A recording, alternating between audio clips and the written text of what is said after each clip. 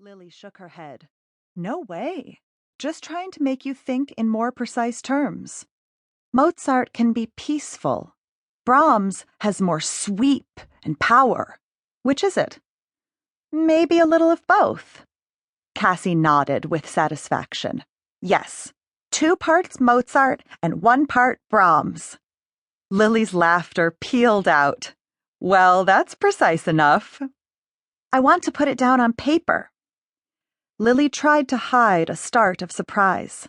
Cassie hadn't done any type of composing since before the tour the year before, and Lily had begun to think she was rejecting creating anything new to avoid another onslaught of publicity, such as the introduction of her first concerto had brought.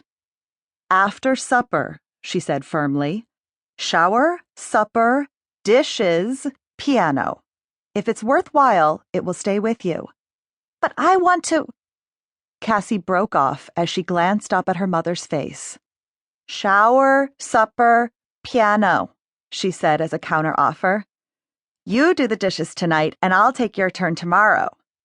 Deal. They walked in companionable silence, while the blazing scarlet of the sky turned to smoky lavender. You're not old, Cassie said abruptly. Why did you say that? You'll never be old. Everyone grows old, Cassie. Not you. Cassie's clasp tightened on her hand. You're like a Bach fugue, strong and memorable, with every note crystal clear. You'll always be like that. Trust you to compare me to a fugue. Lily tried to keep the throatiness from her voice. Are you trying to get out of doing the dishes tomorrow, too, young lady? Cassie glanced up, her round face alight with mischief. If it works. Does it? Nope. What about if I compare you to Mozart? Lily shook her head. You're pretty tough. Mozart sparkles like a diamond. Cassie sparkled with the same many-faceted appeal, alternating between the mischief of a child and the wisdom of an adult. A feeling of profound thanksgiving suddenly surged through Lily. What had she ever done to deserve a miracle like Cassie? I have to be tough with a con artist like you in the house. I don't try to con you. Lily raised a skeptical brow. No, really, I don't, Cassie insisted. I'd never tried to... She giggled. Well, almost never. Almost and never, Lily clucked reprovingly. Precision, love. Cassie grimaced. You're as bad as Professor Koziel. Precision is boring. I like the thundering flourishes better. I know you do, but you have to have both in a piano concerto. Lily paused. And in life, Cassie. Cassie turned to look at her.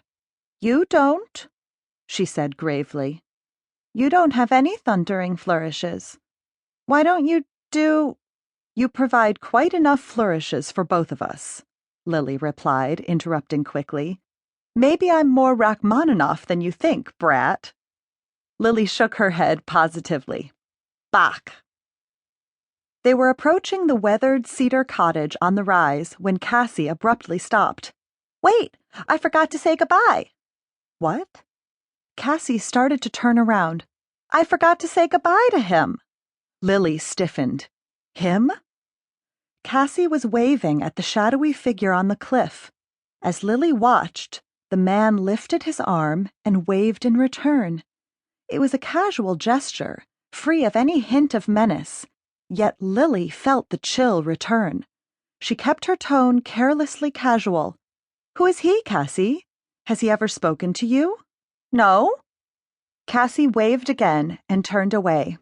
But he's always there. Haven't you noticed? Yes. Lily was silent a moment, trying to find the right words of caution that wouldn't frighten. Sometimes it's not wise to be too friendly to strangers. If he ever tries to speak to you, I'd like you to... Oh, Mom, he's not one of those creeps you told me about who tries to give candy to kids. Cassie's tone was impatient. He's okay. You can't be sure. It's always better to be careful. I'm sure, Cassie frowned.